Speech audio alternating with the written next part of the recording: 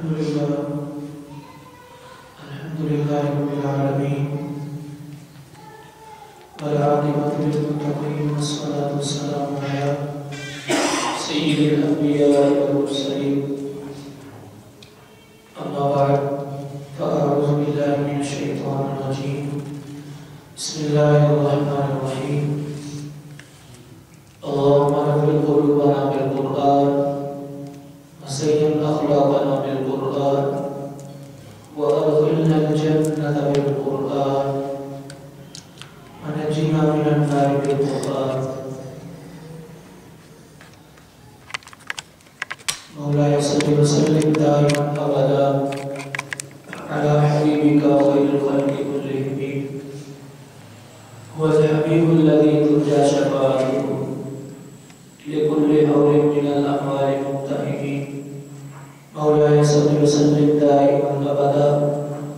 على حبيبك خير الخلق كلهم ثم الرضا عن أبي بكر وعن عمر وعن علي وعن عثمان ذي الكرم مولاي صل وسلم دائما أبدا على حبيبك خير الخلق كلهم يا رب بالمصطفى بلغ مقاصدنا واغفر لنا ما مضى يا واسع الكرم مولاي صل وسلم دائما أبدا على حبيبك خير الخلق كلهم يا رسول الله انظر حالنا يا حبيب الله اسمع قولنا إننا في بحر هم مغرق خذ يدي سهل لنا أشكالنا قال الله تعالى وتبارك وتعالى في شان حبيبه الكريم الأمين إن الله وملائكته يصلون على النبي يا أيها الذين آمنوا صلوا عليه وسلموا تسليما الصلاة والسلام عليك يا رسول الله وعلى آلك وأصحابك يا حبيب الله الصلاة والسلام عليك يا نبي الله وعلى آلك وأصحابك يا نور الله الصلاة والسلام عليك يا رحمة للعالمين وعلى آلك وأصحابك يا شفيع المذنبين الصلاة والسلام عليك يا إمام الأنبياء والمرسلين وعلى آلك وأصحابك يا جد الحسن والحسين وہی اسم مکان ہے وہی لا مکان ہے مکان کیا شے انداز بیان ہے خضر کیا بتائے کیا بتلائے گر ماہی کہے دریا کہاں ہے مٹا دیا میرے ساقی نے میرا عالم من ہو پلا کے مجھ کو میں لا الہ الا ہو الحمدللہ اللہ پاک کی طرف سے آج ہم جمعہ المبارک کے بابرکت دن میں اللہ پاک کے حضور حاضر ہیں رب تعالیٰ ہم سب کا قبول فرمائے اور جو سنے سنائے اللہ پاک یاد رکھنے دوسروں تک پہنچانے کی سعادت عطا فرمائے اللہ پاک کے فضل سے ہمارا موضوع پچھلے جمعے شرک کے متعلق چند باتیں ہم نے سماعت کی تھی اس میں ہم نے کچھ اصول اور کچھ شرک کے متعلق قرآن پاک سے بھی مثالیں سماعت کی تھی اس کا خلاصہ عرض کروں گا اس کے بعد انشاءاللہ آگے چند باتیں عرض کرنے کی کوشش کی جائے گی حقیقت ہے کہ شرک ایسا گناہ ہے کہ جس کی معافی نہیں اللہ فرماتا ہے کہ ان شرک کا ظلم عظیم شرک بہت بڑا ظلم ہے اگر کوئی کرے تو وہ اپنی جان پر ہی حقیقت میں ظلم کرتا ہے اور یہ بھی فرمایا ان اللہ لا یغفر ان یشرک بہ ویغفر ما دون ذلک لمن یشاء اللہ کریم نے فرمایا کہ بے شک شرک کو میں نہیں بخشتا شرک کی معافی نہیں اس کے علاوہ کوئی بھی گناہ کیا جائے کبیرہ ہو صغیرہ ہو اگر کوئی شخص اللہ کی بارگاہ میں معافی طلب کر دے اس کی معافی ہو سکتی ہے لیکن مشرک جو ہے، شرک کرنے والا، اس کی معافی نہیں ہو سکتی۔ اور اللہ تبارک و تعالیٰ کے حبیب صلی اللہ علیہ وسلم کا فرمان بھی ہے، کوئی کلمہ وہ ایسا نہیں جو جنت میں نہ جائے۔ یعنی ان آیات سے، ان باتوں سے معلوم یہ ہوتا ہے کہ جس نے شرک کیا ہوگا وہ ایک لمحے کے لیے بھی جنت میں داخل نہیں ہو سکتا، وہ اللہ تبارک و تعالیٰ کی مغفرت کو، بخشش کو نہیں پا سکتا۔ اور جو ایمان والا ہوگا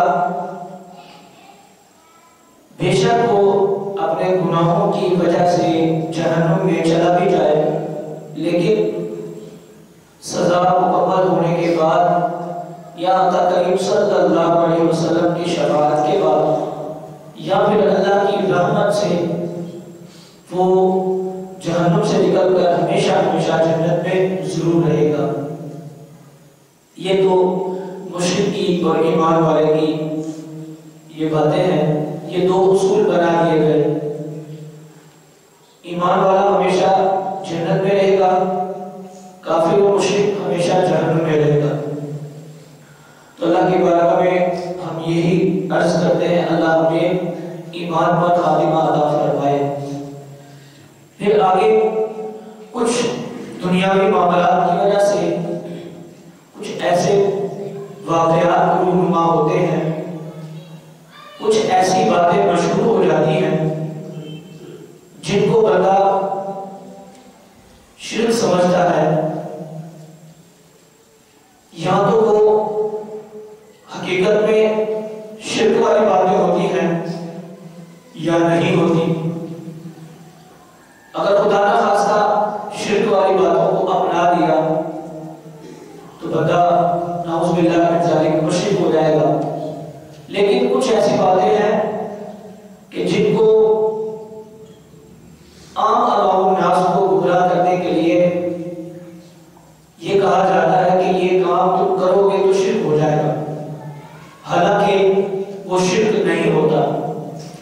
اور جو الزام لگاتا ہے وہ مکمل اپنے آپ کو عالم سمجھ کر،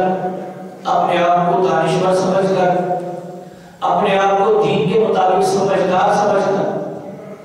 وہ عام عوام الناس کے اوپر الزام لگاتا ہے کہ تم یہ جو کام کر رہے ہو یہ شرک ہے۔ یعنی اس کا کسی کو کہنا کہ تم شرک کر رہے ہو،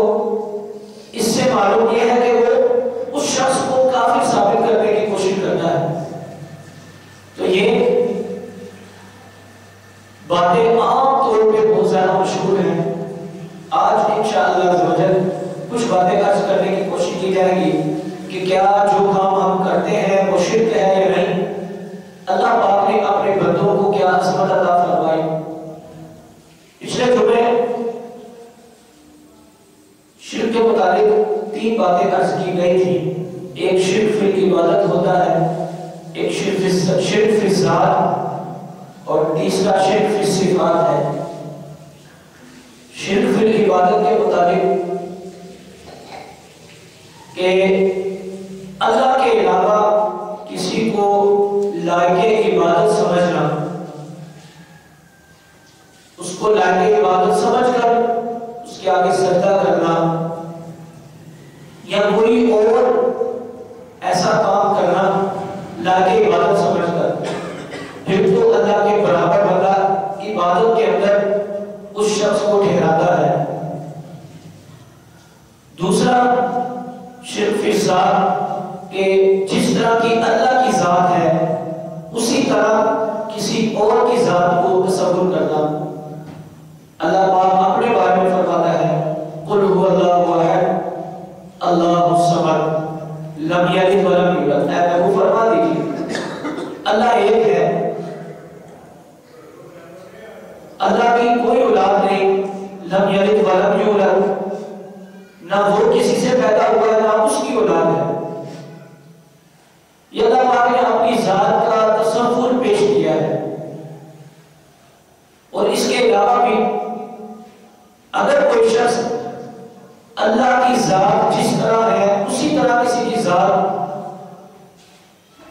بنا دے، کسی کو کہہ دے، تو یہ شرک فی الذات ہوگا۔ ایک شرک فی الصفات ہے کہ جس طرح اللہ کی صفتیں ہیں، اللہ پاک کی صفات موجود ہیں، موجود رہیں گی، کوئی ہو نہ ہو اللہ کی صفات ضرور موجود ہوگی۔ اسی طرح کسی کے بارے میں یہ کہا جائے کہ اس کی بھی اسی طرح صفت ہے کہ جس طرح اللہ کی ہے، تو یہ بھی شرک ہو جائے گا۔ لیکن کچھ باتیں ایسی ہیں کہ جن کے مطابق ہماری غلط فہمی بھی ہے اور لوگ ہمیں کہہ دیتے ہیں کہ یہ شرک ہے۔ دیکھیں مثال کے طور پہ اللہ پیدا کرنے والا ہے، اللہ پاک ہی ساری کائنات کو بنانے والا ہے۔ اللہ خود فرماتا ہے انما امرہ اذا اراد شیئا ان یقول له کن فیکون۔ جب میں کسی چیز کو بنانے کا ارادہ کرتا ہوں، کن کہتا ہوں، ہو جا، فیکون وہ ہو جاتی ہے۔ یہ اللہ کی ذات کا تصور ہے، یہ اللہ پاک کی طاقت ہے کہ اللہ کسی چیز کو کن کہتا ہے فیکون وہ ہو جاتی ہے۔ حالانکہ اگر اللہ پاک نے کسی چیز کو پیدا کرنا ہو تو کن کہنے کی بھی حاجت نہیں، وہ پیدا ہو جائے۔ یہ اللہ پاک کی عظمت ہے۔ لیکن قرآن پاک اس کے متعلق کیا ارشاد فرماتا ہے؟ ایک طرف تو اللہ فرماتا ہے کہ میں پیدا کرنے والا ہوں، لیکن دوسری طرف اللہ پاک کلام مجید فرقان حمید نے خود ہی فرماتا ہے اور خود ہی اس صفت کو اپنے بندوں کو عطا فرماتا ہے۔ قرآن عظیم فرقان حمید میں تیسرے پارے کے اندر اللہ کریم نے ارشاد فرمایا ہے وَإِذْ قَالَ إِبْرَاهِيمُ رَبِّ أَرِنِي كَيْفَ تُحْيِي الْمَوْتَىٰ۔ ابراہیم علیہ السلام نے اللہ کی بارگاہ میں یہ عرض کی، رَبِّ أَرِنِي كَيْفَ تُحْيِي الْمَوْتَىٰ، اے اللہ مجھے دکھا دے کہ کس طرح تو زندہ کرتا ہے مردوں کو، میں دیکھنا چاہتا ہوں۔ قَالَ أَوَلَمْ تُؤْمِنْ، اللہ پاک نے فرمایا کیا تجھے اس بات پر یقین نہیں ہے کہ میں زندہ کرنے والا ہوں، موت دینے والا ہوں؟ قال بلا، عرض کی کیوں نہیں؟ بولا تیری ذات پر مجھے یقین ہے، ولیکن لیطمئن قلبی، لیکن بولا میں اپنے دل کو سکون دینے کے لیے کہ میرا دل مطمئن ہو جائے اس لیے میں عرض کر رہا ہوں۔ اب اللہ پاک نے کیا فرمایا؟ فرمایا قال فخذ اربعۃ من الطیر، فرمایا 4 پرندوں کو لے لو، فصلوہن الیک، ان کو ذبح کر کے ان کے گوشت کو آپس میں ملا لو، ثم اجعل علی کل جبل منہن جزءا ثم ادعوہن یأتینک سعیا، پھر ان میں سے ہر گوشت ان کا ملا کے ایک ایک ٹکڑے کو پہاڑ کے اوپر رکھ دو، ثم ادعوہن یأتینک سعیا، جب تم 4 پرندوں کو ملا کر الگ الگ پہاڑ میں تھوڑا تھوڑا ٹکڑا رکھ دو گے تو پھر کیا کرنا؟ ثم ادعوہن یأتینک سعیا، تم ان کو پکارنا کہ میری طرف آؤ، حالانکہ وہ پرندے ذبح شدہ ہیں، ان کا گوشت ہوا ہے، اور پھر ہر پرندے کا گوشت ایک جگہ نہیں بلکہ 4 پرندوں کا گوشت ایک دوسرے میں ملا ہوا ہے، ہر پرندے کا گوشت ایک جگہ نہیں بلکہ 4 پرندوں کا گوشت الگ الگ ملا ہوا ہے۔ تو اللہ فرماتا ہے الگ الگ رکھنے کے بعد آپ ان کو بلائیں، صبح ان کو پکاریں، یأتینک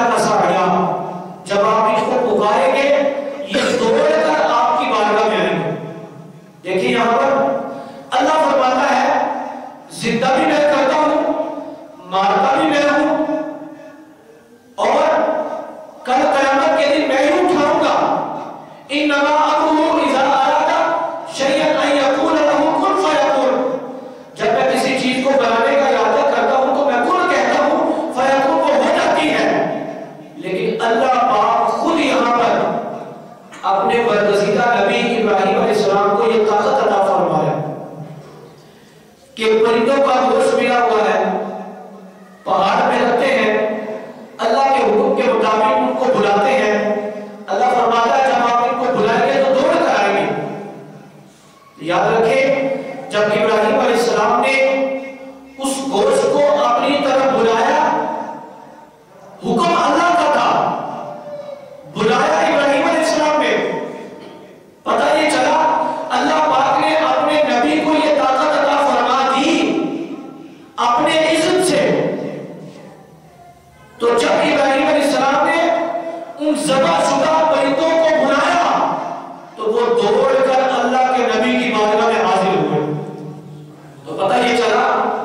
معلوم یہ بات ہو گئی ہمیں کہ جہاں پر اللہ یہ فرماتا ہے کہ میں زندہ کرتا ہوں، میں مارتا ہوں، کل قیامت کے دن میں اٹھاؤں گا، کسی چیز کو بنانے کا ارادہ کرتا ہوں تو کون کہتا ہوں فیکون کو ہو جاتی ہے، تو وہ اللہ کی ذاتی طاقت ہے،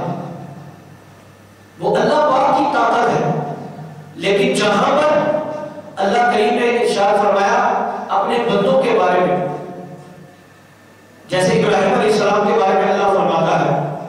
کہ انہوں نے بلایا، انہوں نے اپنی زبان سے بولا، وہ چاروں پرندے اٹھ کر کھڑے ہو گئے، وہ زندہ ہو گئے۔ تو یہ اللہ پاک نے انبیاء کو طاقت عطا فرمائی۔ ایک اور جگہ تیسرے پارے میں ہی اللہ کریم نے سیدنا عیسیٰ علیہ السلام کے بارے میں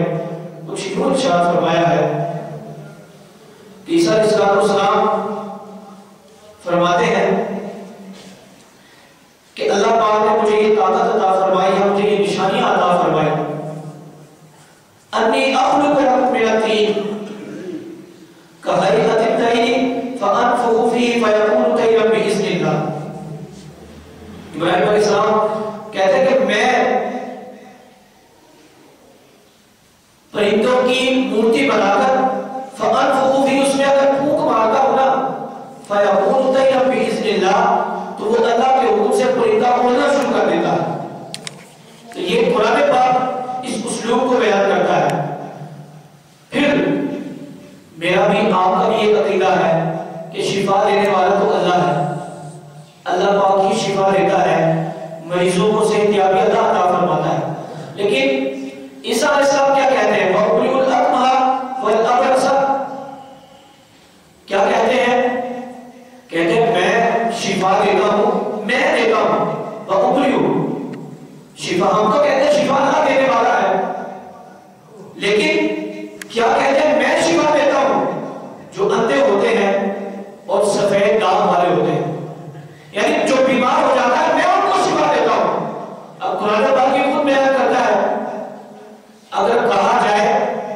کہ یہ شرک ہے تو پھر قرآن پاک نعوذ باللہ غلط تو نہیں ہو سکتا، قرآن پاک تو ٹھیک بیان فرما رہا ہے، لیکن صرف سمجھ کی بات ہے۔ اگر کوئی سمجھنے والا ہو تو قرآن پاک کے ان احکامات سے اصول بنا سکتا ہے کہ ہم مانتے ہیں کہ اللہ ہی شفا دینے والا ہے، ہم مانتے ہیں مریض کوئی بیمار ہوتا ہے، کسی قسم کی بیماری میں مبتلا ہوتا ہے، اللہ اس کو صحتیاب کرتا ہے۔ لیکن کبھی کبھی ایسا بھی ہوتا ہے کہ اللہ پاک خود اپنے بندوں کو یہ طاقت عطا فرماتا ہے کہ ابراہیم علیہ السلام مردوں کو زندہ کر دیتے ہیں، عیسیٰ علیہ السلام کسی اندھے کے اوپر اپنا ہاتھ لگاتے ہیں اور اللہ اس کو بینائی عطا فرما دیتا ہے۔ اگر کوئی اور بیمار آتا ہے، عیسیٰ علیہ السلام اس کے جسم پر ہاتھ پھیرتے ہیں، اللہ اس کو صحتیابی عطا فرما دیتا ہے۔ پھر آگے دیکھیں، الفاظ پر غور کیجئے گا، وَأُحْيِي الْمَوْتَىٰ بِإِذْنِ اللَّهِ، کہا میں زندہ کرتا ہوں، وَأُحْيِي میں زندہ کرتا ہوں موتا جو مردہ ہو جاتے ہیں۔ پھر ساتھ ہی کہہ دیا بِإِذْنِ اللَّهِ، اللہ کی اجازت سے۔ یہ تو ہم مانتے ہیں کہ اللہ کی اجازت کے بغیر کوئی کچھ نہیں کر سکتا، لیکن یہ بھی تو مانو نا، جو لوگ نہیں مانتے کہ اللہ پاک نے اپنے بندوں کو یہ طاقت عطا فرمائی ہے، اگر اللہ کے بندوں کے پاس کوئی چلا جاتا ہے، وہ بیمار ہو، پریشان حال ہو، مصیبت زدہ ہو، یا دین کی کسی پریشانی میں مبتلا ہو، اگر وہ اللہ کے بندوں کی بارگاہ میں جا کے کچھ طلب کر لیتے ہیں، کچھ مانگ لیتے ہیں، تو اللہ پاک ان اپنے بندوں کے صدقے جو فقیر آیا ہوتا ہے اس کی ہر مراد کو پوری فرما دیتا ہے، کیونکہ اللہ پاک نے ان کو یہ طاقت عطا فرمائی۔ اب یہ بات بھی آ گئی، لیکن میں چونکہ شرک کے متعلق مکمل وضاحت آج ہی بیان نہیں کر سکتا، لیکن صرف تھوڑی تھوڑی باتیں آپ سے عرض کروں گا۔ ایک سوال یہ بھی کیا جاتا ہے کہ اللہ ہی عالم الغیب ہے، اس کے علاوہ کوئی غیب نہیں جانتا۔ حقیقت ہے، ہمارا ایمان ہے کہ اللہ ہی عالم الغیب ہے، کیونکہ اللہ پاک خود فرماتا ہے، اور اللہ پاک نے ہی تمام غیوبات جو ہے ان کو پیدا کیا ہے۔ اور ہمارے عام جو لوگ ہوتے ہیں ان کے اوپر یہ سوال پیدا کیا جاتا ہے، قُلْ لَا يَعْلَمُ مَنْ فِي السَّمَاوَاتِ وَالْأَرْضِ الْغَيْبَ إِلَّا اللَّهُ۔ یہ قرآن پاک کی آیت کریمہ ہے، اس طرح کی آیات بہت ساری ہیں۔ اللہ فرماتا ہے محبوب فرما دیجئے کہ اللہ کے علاوہ زمین و آسمان کا علم کوئی نہیں جانتا، یعنی عالم الغیب اللہ ہے۔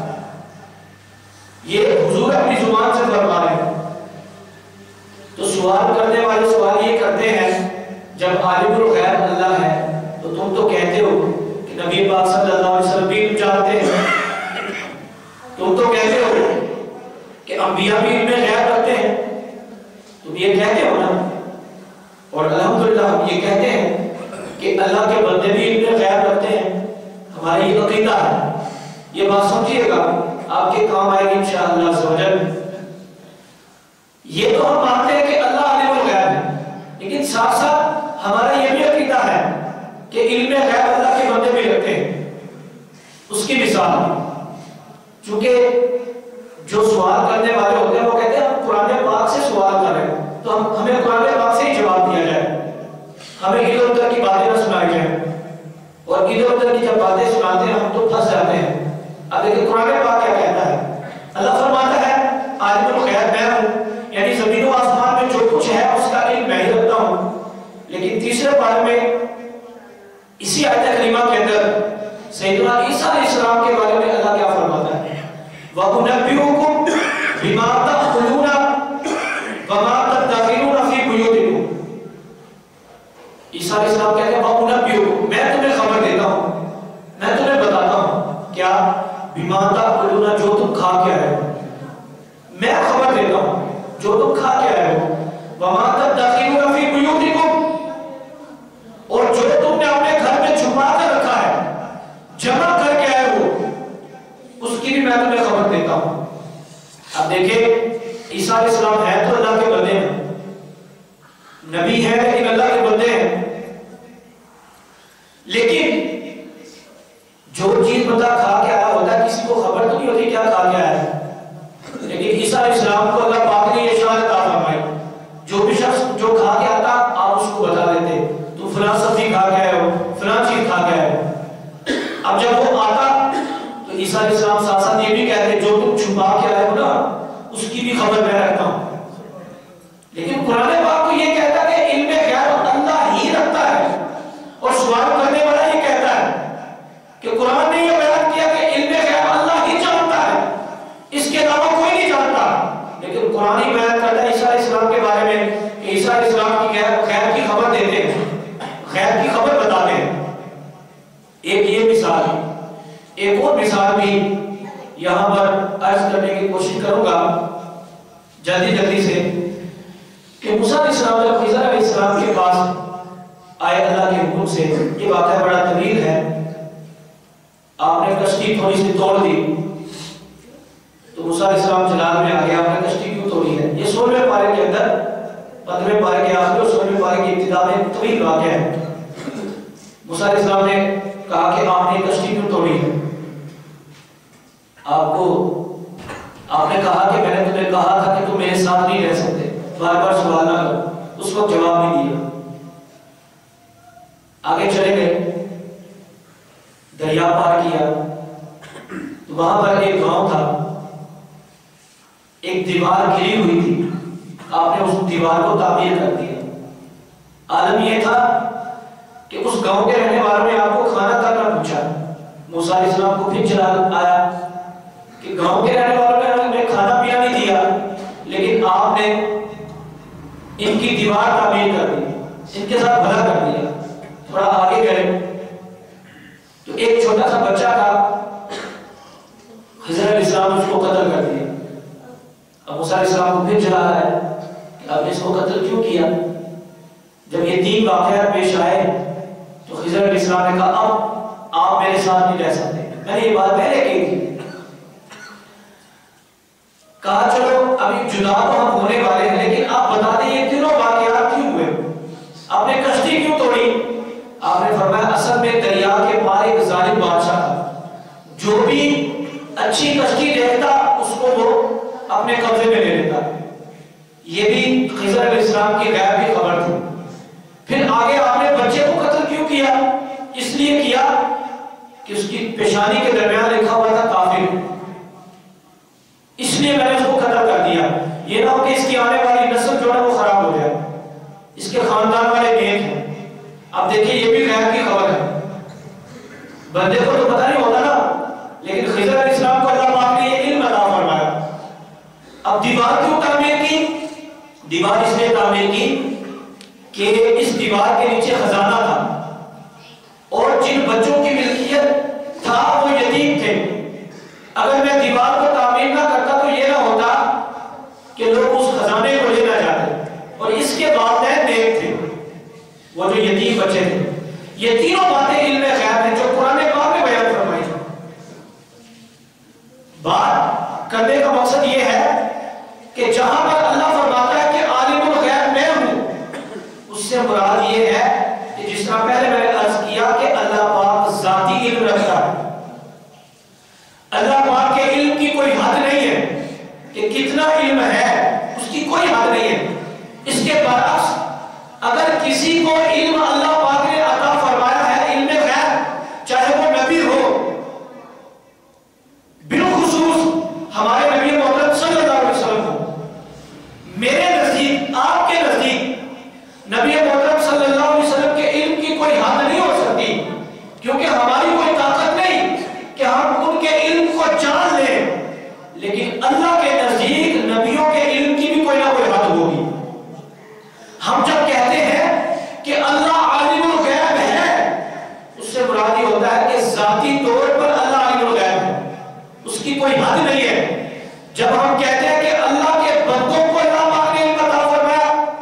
جیسے اللہ فرماتا ہے عالم الغیب فلا یظہر علی غیبہ الا من ارتضی من رسول، ہم علم غیب کسی کو نہیں دیتے،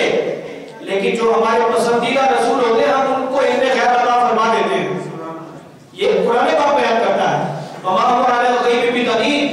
کہ علم غیب کی خبر دینے میں وہ بخیل نہیں ہے۔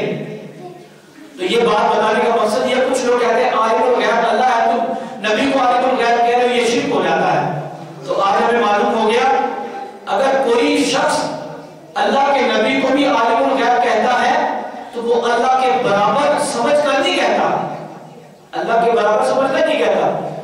بلکہ اللہ کا بندہ تصور کر کے کہ اللہ پاک نے اپنے نبیوں کو علم غیب عطا فرمایا، تو اس لیے شرک نہیں ہو سکتا۔ اور ایک اور بات عرض کر دوں یہاں پر کہ ہم اللہ کے علاوہ بھی اللہ کے بندوں کو پکارتے ہیں، تو یہ مجازن ہم اللہ کے بندوں کو پکارتے ہیں تاکہ وہ اللہ کے بندے تھے، نیک تھے، اللہ ان کے صدقے ہماری مدد فرمائے گا۔ لیکن یہاں پر عرض یہ ضرور کر دوں ابتدا کے اندر ہی، کوشش یہی کرنی چاہیے کہ بندہ اللہ کو ہی پکارے، یا اللہ مدد